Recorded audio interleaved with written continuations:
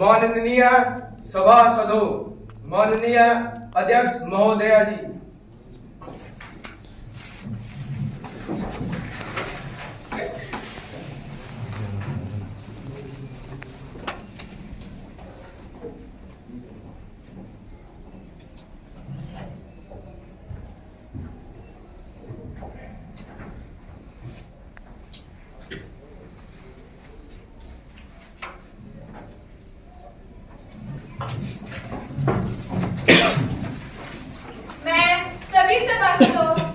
मैं बाहर से आए हुए सभी मेहमानों का युवा संसद के शीतकालीन सत्र में पधारने पर हार्दिक स्वागत करती हूँ एवं आज की कार्यवाही शुरू करने की घोषणा करती हूँ।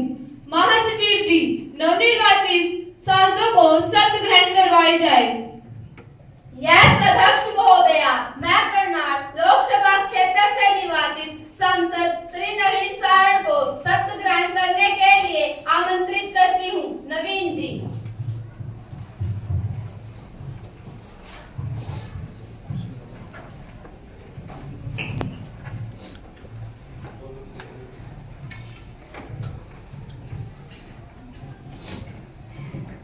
महोदया, आप शपथ ग्रहण करेंगे या प्रतिज्ञान करेंगे? महोदया, मैं शपथ ग्रहण करूंगा। महोदया, आप किस भाषा में शपथ ग्रहण करेंगे? महोदया, मैं हिंदी भाषा में शपथ ग्रहण करूंगा। मैं नवीन सहारण, जो युवा संसद के करनाल लोकसभा क्षेत्र से सदस्य निर्वाचित हुआ हूँ, ईश्वर की शपथ लेता हूँ कि मैं विधि द्वारा स्थापित भारत के संविधान के प्रति श्रद्धा व निष्ठा बनाए रखूंगा, देश की प्रभुसत्ता व एकता बनाए रखूंगा तथा जिस पद को मैं ग्रहण करने वाला हूँ उसके कर्तव्यों का श्रद्धा पूर्वक निर्वहन करूंगा।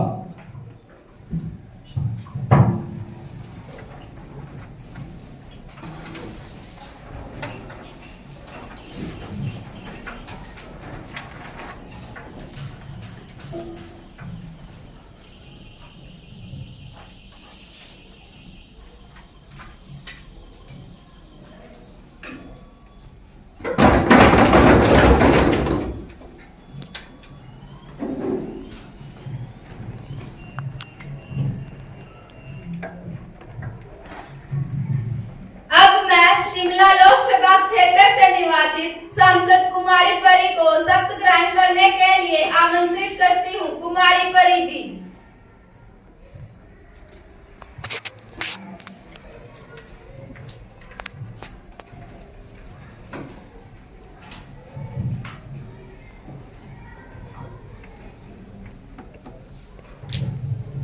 महोदया, आप शपथ ग्रहण करेंगे या प्रतिज्ञान करेंगी? महोदया, मैं शपथ ग्रहण करूंगी। महोदया, आप किस भाषा में शपथ ग्रहण करेंगी? मैं अंग्रेजी भाषा में शपथ ग्रहण करूंगी।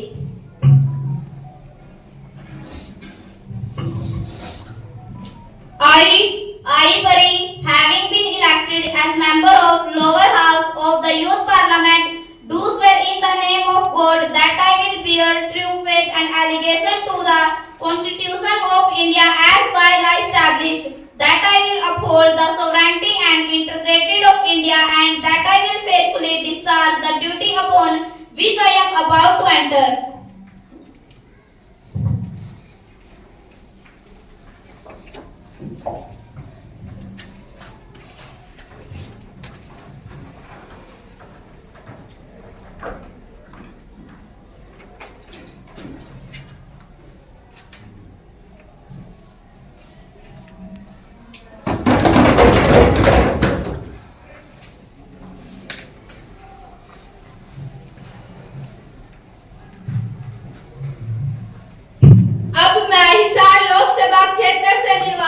सांसद श्री योगेश कौशिक को शपथ ग्रहण करने के लिए आमंत्रित करती हूँ। योगेश कौशिक।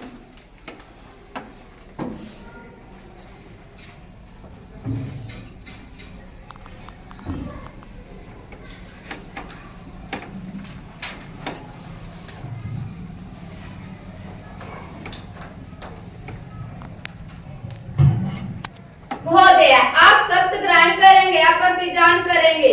महोदया, मैं शपथ ग्रहण करूंगा। महोदया, आप किस भाषा में शपथ ग्रहण करेंगे? महोदया, मैं संस्कृत भाषा में शपथ ग्रहण करूंगा।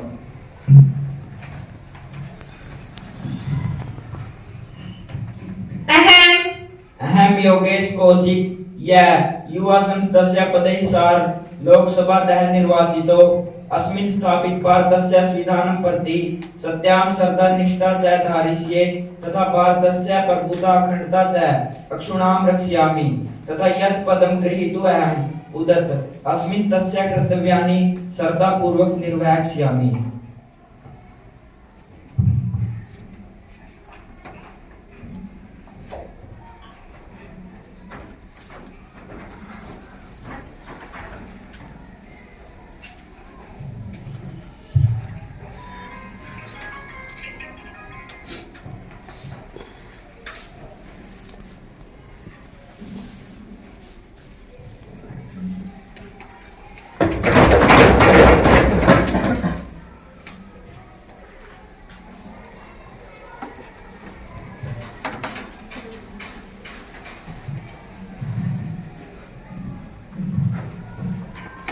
माननीय सदस्यगण, हम 2 माह के पश्चात आज शीतकालीन सत्र के इस शुभारंभ पर मिल रहे हैं, इसलिए मेरा यह दुख कर्तव्य है कि मैं सदन को हमारे स्वर्गीय पूर्व प्रधानमंत्री डॉक्टर मनमोहन सिंह जी के दुखद निधन की सूचना दूं।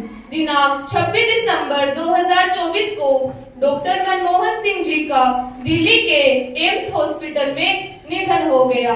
देश के जाने माने अर्थशास्त्री पद्म भूषण आदरणीय डॉक्टर मनमोहन सिंह जी के निधन की सूचना अत्यंत दुखद है। उनकी सादगी, ईमानदारी, दूरदर्शिता, नेतृत्व ने देश को एक नई दिशा दी। उनका जाना पूरे देश के लिए अपूर्णीय क्षति है। ईश्वर उनको अपने चरणों में स्थान दे। उनके परिवार एवं प्रियजनों के प्रति गहरी संवेदना। भगवान उन्हें इस कठिन समय में शक्ति दे। प्रधानमंत्री सपना जी।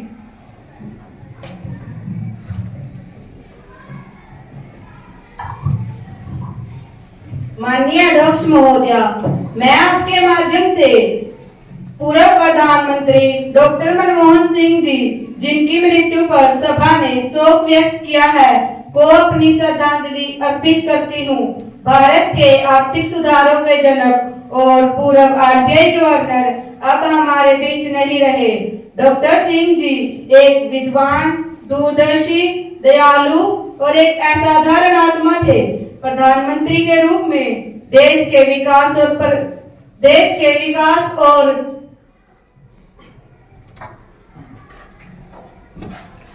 प्रगति में उनके योगदान को हमेशा याद रखा जाएगा।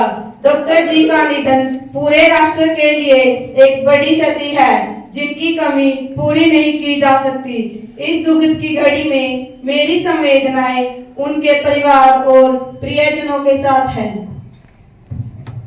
नेता प्रतिपक्ष श्री विशाल जी। अध्यक्ष महोदया, मैं पूर्व प्रधानमंत्री डॉक्टर मनमोहन सिंह जी, जिनकी मृत्यु पर सभा ने शोक व्यक्त किया है, को अपनी विनम्र श्रद्धांजलि अर्पित करता हूँ।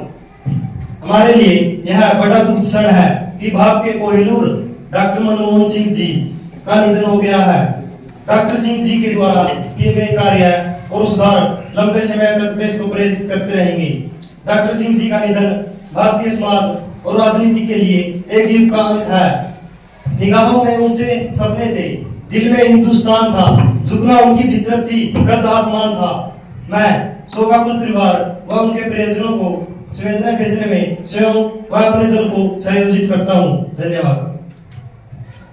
सदस्यगण अपना शोक प्रकट करने के लिए कुछ क्षण के लिए मौन धारण करेंगे।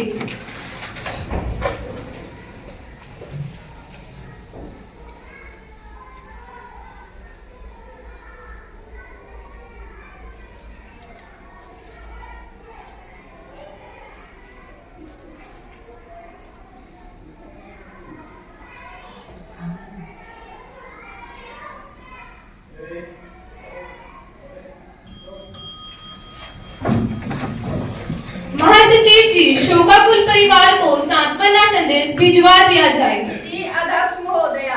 प्रधानमंत्री जी नए मंत्रियों का परिचय सदन से करवाएंगी। माननीय प्रधानमंत्री जी।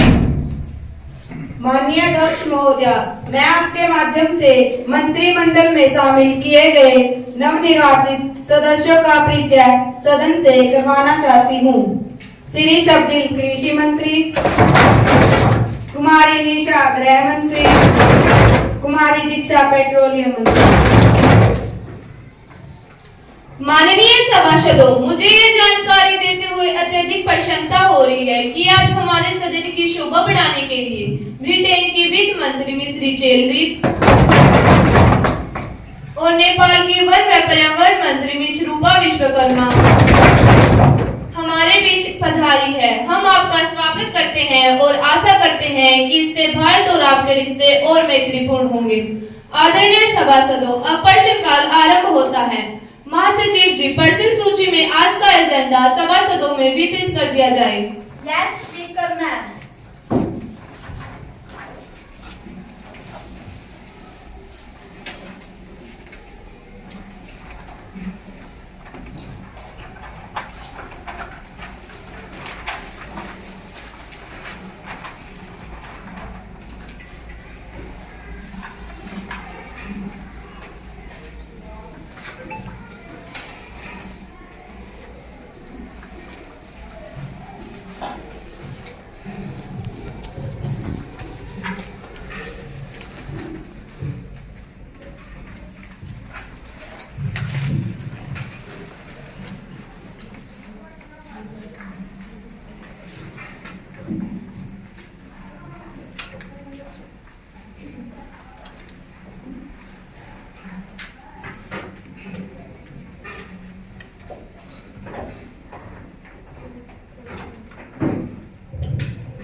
प्रश्न संख्या 101 कुमारी मुस्कान जी।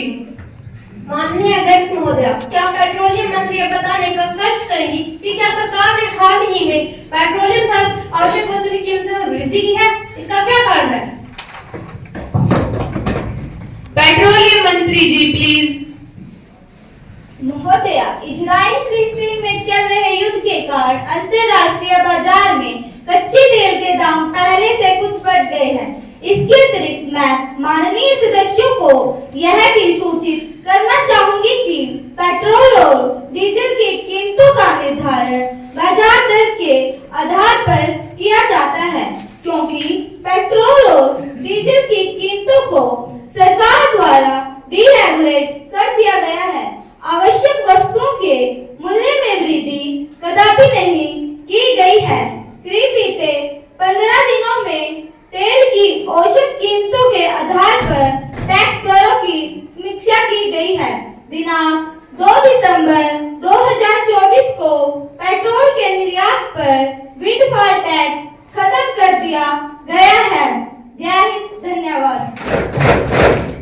प्रश्न संख्या 102 श्री योगेश जी। अध्यक्ष महोदया, मैं आपके माध्यम से माननीय वित्त मंत्री जी से पूछना चाहता हूं कि आधिकारिक आंकड़ों के मुताबिक चालू वित्त वर्ष की जुलाई सितंबर तिमाही जीडीपी में वृद्धि दर 5.4% रही है, जो करीब 2 साल में सबसे निचला स्तर है। अध्यक्ष महोदय, वित्त मंत्री यह बताने का कष्ट करेगी क्या भारतीय अर्थव्यवस्था मंदी की चपेट में है? सरकार इस संकट से निपटने के लिए क्या उपाय कर रही है? धन्यवाद। वित्त मंत्री जी प्लीज। माननीय अध्यक्ष महोदय जी, मैं आपके माध्यम से माननीय सदस्यों को बताना चाहता हूं कि यूएसए और यूरोपीय अर्थव्यवस्था में मंदी के असर से भारत भी अछूता नहीं है। भारतीय अर्थव्यवस्था पर भी अंतर्राष्ट्रीय मंदी का प्रभाव परिलक्षित हो रहा है। सरकार की सकारात्मक नीतियों एवं बुनियादी के कारण हमारे देश की अर्थव्यवस्था अन्य यूरोपीय देशों की अर्थव्यवस्था की तुलना में बेहतर स्थिति में है और सरकार का प्रयास है कि आरबीआई और सेबी की मदद से निवेशकों को वित्तीय बाजार की ओर आकर्षित किया जाए। सरकार ने रक्षा एवं बीमा के क्षेत्र में एफडीआई की सीमा को बढ़ाकर 49% कर दिया है। धन्यवाद। जय हिंद। प्रश्न संख्या 103 मिस स्नेहा जी। माननीय अध्यक्ष महोदय, क्या शिक्षा मंत्री यह बताने का कष्ट करेगी कि भारत में कितनी % महिलाएं उच्च शिक्षा प्राप्त कर रही है? क्या भारत सरकार ने इस संदर्भ में नई योजनाएं एवं प्रावधान सुनिश्चित किए गए हैं? Honorable Education Minister, please. Yes, ma'am. In reference to first part of the question, the number of women students enrolling with higher education in India has shot up. Women enrollment in higher education, which was less than 10% of the total enrollment on the eve of independence, has risen to 44.4%. Goa with 61.2% topped in terms of women enrollment, followed by Kerala 56.8%. महोदय, आंकड़ों की जलेबी मत बनाइए, सच्चाई हमें भी पता है। कृपया अपनी फाइलों से बाहर आइए मैडम, क्योंकि आपके आंकड़े कुछ और ही दर्शा रहे हैं।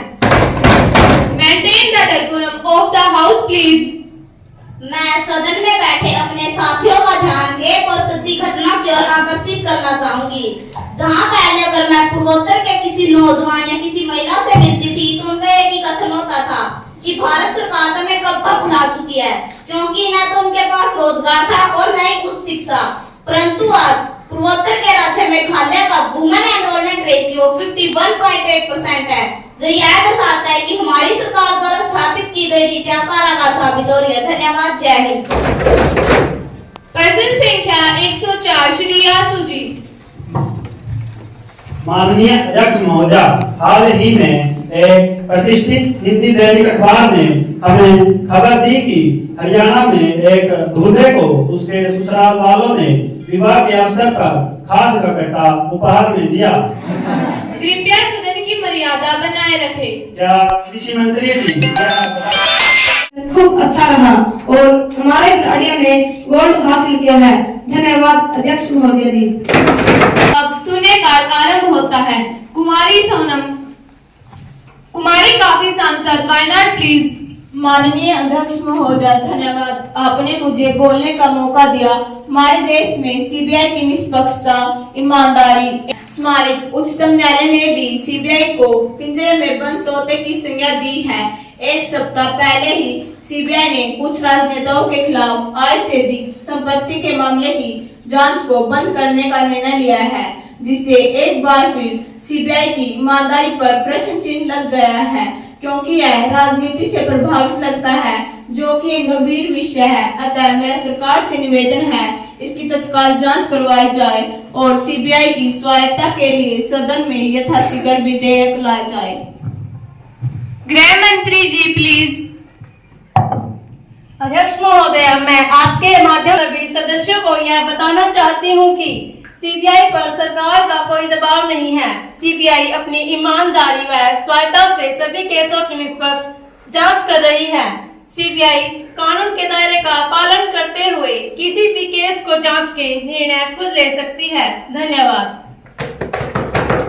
कुमारी सोनम सांसद हरिद्वार प्लीज। माननीय अध्यक्ष महोदय, धन्यवाद, आपने मुझे बोलने का मौका दिया। मैं आपके माध्यम से सरकार से पूछना चाहती हूँ, सरकार लगातार हो रहे पर्यावरण विनाश को रोकने के लिए क्या कदम उठा रही है? पिछले कुछ वर्षों में देश के जंगल भयानक रूप से काटे जा रहे हैं। सड़कों के चौड़ीकरण व विकास के नाम पर नई नई सड़कें बनाई जा रही हैं। उच्च हिमालय क्षेत्रों में सरकार डैम्स पर डैम्स बनाती जा रही है, जिसकी वजह से हिमाचल प्रदेश और उत्तराखंड में बाढ़, लैंडस्लाइड व बादल के फटने का कारण बना हुआ है। हर साल करोड़ों रुपए की संपत्ति व सैकड़ों लोग काल की गर्त में समा रहे हैं, जिसकी वजह से सरकार इस महाविनाश को रोकने के लिए क्या कदम उठा रही है? धन्यवाद। पर्यावरण मंत्री जी प्लीज। माननीय अध्यक्ष महोदय, मैं आपके माध्यम से विपक्ष को यह बताना चाहती हूँ कि पर्यावरण संकट भारत की ही समस्या नहीं बल्कि पूरी दुनिया इसे जूझ रही है। जहाँ तक सड़कों की चौड़ीकरण का मसला है, वो तो समय की मांग है। देश के समग्र विकास और ग्लोबलाइजेशन के समय देश की अर्थव्यवस्था से कंपटीशन बनाने के लिए ऐसा करना ही पड़ेगा। सरकार का यह प्रयास है कि जितने पेड़ काटे जाए उससे ज्यादा पेड़ लगाए जाए और बढ़ते बांधों का प्रश्न है। शहरीकरण और औद्योगिकरण की बढ़ती मांग को मद्देनजर रखते हुए बहुउद्देशीय योजनाएं तो बनानी ही पड़ेगी। महोदय, यह तो समय की मांग है। धन्यवाद। विपक्ष से कुमारी आरती जी। माननीय अध्यक्ष महोदय, धन्यवाद, आपने मुझे बोलने का मौका दिया। मैं आपके माध्यम से महिला एवं बाल विकास मंत्री जी से यह पूछना चाहती हूँ कि हमारे देश में आए दिन ऑनर किलिंग जैसी समस्या उठ खड़ी हुई है। मैं जानना चाहती हूँ कि इस समस्या पर रोक लगाने के लिए सरकार ने कौन से ठोस कदम उठाए हैं। अध्यक्ष महोदय, कहने के लिए तो समाज में स्त्रियों को पुरुषों के समान अधिकार प्राप्त है, परंतु वास्तविकता इसके एक कदम विपरीत है, क्योंकि स्त्रियां आज भी अपनी मर्जी, अपनी स्वेच्छा अनुसार घूमने फिरने एवं स्वेच्छा अनुसार जीवन साथी चुनने तक में स्वतंत्र प्राप्त नहीं है, तो ये कैसे समान अधिकार है। धन्यवाद। महिला एवं बाल विकास मंत्री जी प्लीज। माननीय अध्यक्ष महोदय, ऑनर सिंह जैसी घटनाएं हमारे समाज में बहुत ही शर्मनाक है। इस प्रकार की असंवैधानिक प्रवृत्ति पर रोक लगाने के लिए मैं राज्य सरकारों से विचार विमर्श करके